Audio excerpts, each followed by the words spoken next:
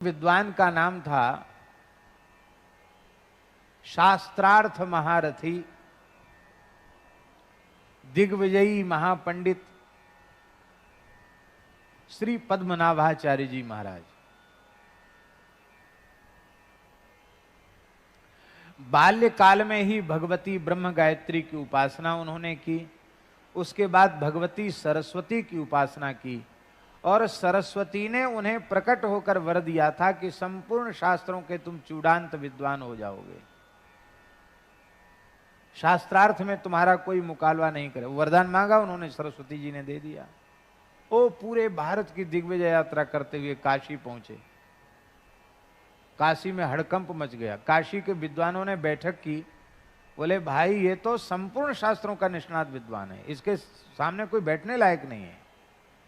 वो काशी तो भगवान की नाक है।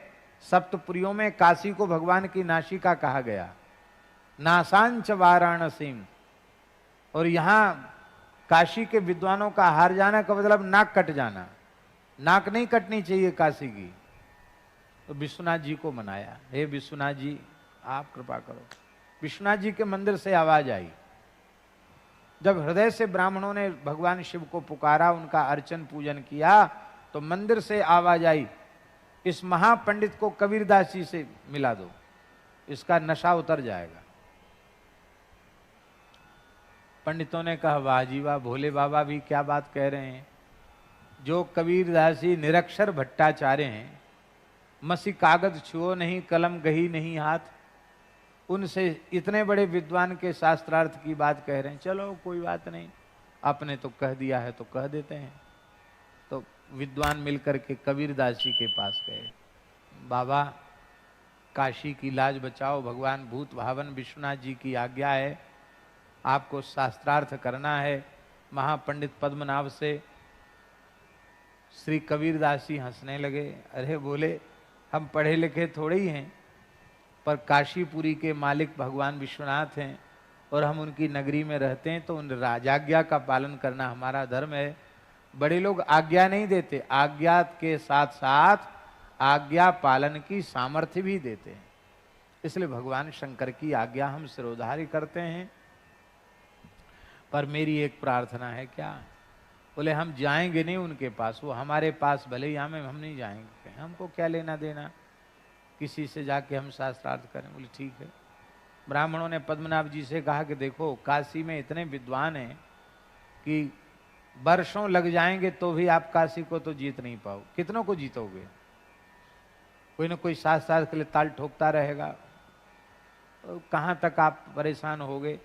एक है महापुरुष, यदि वे पराजित हो गए तो पूरी काशी पराजित, और वो विजयी तो पूरी काशी विजयी।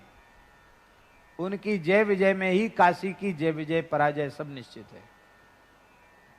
वहां से विजय पत्र मिल जाएगा तो फिर क्या कहना, फिर तो आपका प्रयोजन पूर्ण हो जाएगा, सिद्ध हो जाएगा। उसने सोचा ये तो बहुत अच्छी बात है, चलो, लेकिन आपको वहां चलना पड़ेगा। चलेंगे। पद्मनाभ जी वहां गए।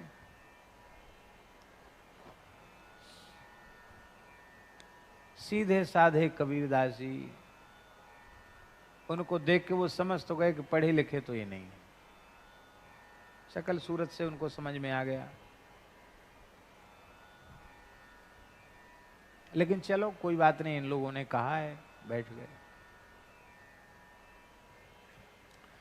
तो महापंडित पद्मनाभ जी ने कहा कि आप कुछ हमसे पूछिए। कबीरदास जी ने कहा आप ही पूछिए। तो उनको लगता था कि हम क्या पूछें इससे, बिना पढ़े लिखे से, हमारे पूछने में हमारी बेइज्जती है, यही पूछे हमसे। नहीं नहीं आप ही पूछिए, ये उनके मन में था। तो श्री कबीरदास जी ने कहा कि ठीक है, अब आप ही जब कह रहे हो कि पूछो पूछो तो हम पूछते हैं। तो कबीरदास जी ने क्या पूछा? पढ़ी समुझे या समुझी पढ़े, अहो कहो द्विजराय। पंडित राज, तुमने पढ़ के समझा कि समझ के पढ़ा, ये बता दो।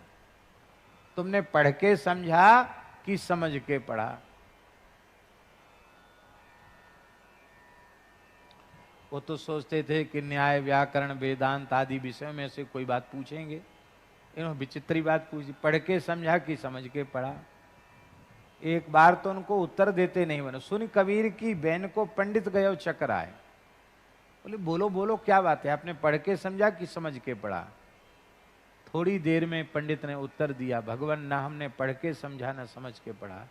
यदि हम पढ़कर समझते तो ये जो प्रतिष्ठा सुकरी विष्ठा का संचय है इसमें हम नहीं लगते। विद्वान तो थे ही, समझते तो थे ही, और समझ के पढ़ा होता तो भी जो कर रहे हैं ये नहीं करते, भजन में लग जाते। हम तो भगवत भजन से विमुख हैं। इसलिए सच्ची बात है कि हमने न पढ़ के समझा न हमने समझ के पढ़ा। तो कबीरदास जी बोले तब तो हम बिना पढ़े लिखे ही अच्छे।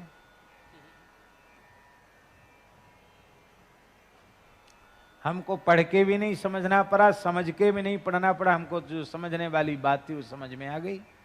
राम राम करते हैं। पता नहीं क्या हो गया, पंडित जी के मन का उत्साह ही ठंडा पड़ गया शास्त्रार्थ का। बोले हो गया, आगे बोले नहीं, आगे शास्त्रार्थ हुआ ही नहीं, मन में ही कर लिया अब क्या शास्त्रार्थ करना, हो गया, उठ के चले गए। लेकिन अभी कबीरदास जी के प्रति समर्पण उनके मन में नहीं हुआ था। विद्वान जल्दी कहीं झुकते नहीं, उठ के चले गए। सायंकाल की संध्या कर रहे थे एक पीपल के नीचे बैठ के। वो सब विश्वनाथ जी की लीला थी। तो विश्वनाथ जी ने विचार किया कि ये इतने बड़े महान संत के पास पहुंच के भी भजन के मार्ग से विमुख ही रह गया, कृपा इस पर होनी चाहिए। तो विश्वनाथ जी ने ऐसी लीला की कि कबीरदास उसको पद्मनाभ जी को दिखाई पड़ा कि उस पीपल के डालियों पर तमाम प्रेत बैठे हैं, हर डाली पर कोई न कोई प्रेत बैठा है, एक डाली खाली है और सब डालियों पर प्रेत बैठे हैं पहले से। जो खाली डाली थी उस डाली के ऊपर एक प्रेत आकर के बैठा, तो सब प्रेत उससे लड़ने लगे, तुम क्यों यहां बैठे, उठो यहां से, दूसरी की जगह कहीं जाओ। दूसरी जगह कहां जाए, सब डाली भरी हुई है, कोई खाली नहीं है, ये खाली है इसलिए तो बैठ रहे हैं। बोले ये खाली नहीं है, ये आरक्षित है, इसका रिजर्वेशन है। किस लिए? बोले एक बहुत बड़ा पंडित है, वो मर के प्रेत बनेगा, इसी पर रहेगा, पद्मनाभ नाम है उसका। पद्मनाभ जी नीचे बेचारे संध्योपासन कर रहे थे, उनको बड़ा व्याकुलता हुई कि मैं क्यों भला प्रेत बनूंगा, मन में सोचने लगे। तो उनके मन की बात जानकर एक प्रेत ने ही पूछा, करे इतना बड़ा पंडित प्रेत क्यों बनेगा? अरे बोले तुम्हें शास्त्र का वचन याद नहीं है, गुरुम तुम कृत्य हुं कृत्य विप्रम निर्जित्य वादता। जो गुरुजनों को तू करके हूं करके उत्तर देता है और ब्राह्मण को शास्त्रार्थ में पराजित करता है, उसे प्रेत होना पड़ता। पिशाचो भवति ध्रुवम, उसे भूत प्रेत पिशाच बनना पड़ता है। पुराणों में शास्त्रों में लिखा हुआ है, न जाने कितने ब्राह्मणों को पराजित किया है, कितने ब्राह्मणों ने दुखी होकर अपने प्राण तक त्याग दिए, अपमान से दुखी होकर के। इसको तो बहुत पाप लगा हुआ है, तो प्रेत बनेगा, जरूर बनेगा प्रेत।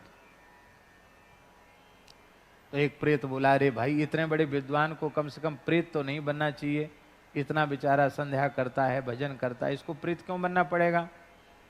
कोई उपाय है इसके बचने का? बोले हाँ एक उपाय है, ये अपने सारे अभिमान को त्याग कर यदि कबीरदास जी के शरणापन्न हो जाए तो ये बच सकता, नहीं तो नहीं बचेगा, और तो प्रेत बनना पड़ेगा। बस इतना सुनते ही पद्मनाभ जी दौड़े कबीरदास जी की कुटिया की ओर, सारा अहंकार छोड़कर साष्टांग पड़ गए। बोले महाराज मैं शरण में हूं, मेरे ऊपर कृपा करो, मुझे ज्ञान दीजिए। कबीरदास जी ने परीक्षा ली और कहा कि देखो ऐसा है, पहले खाली होकर आओ, अपने पंडिताई के अभिमान को गंगा जी में बहा के आओ।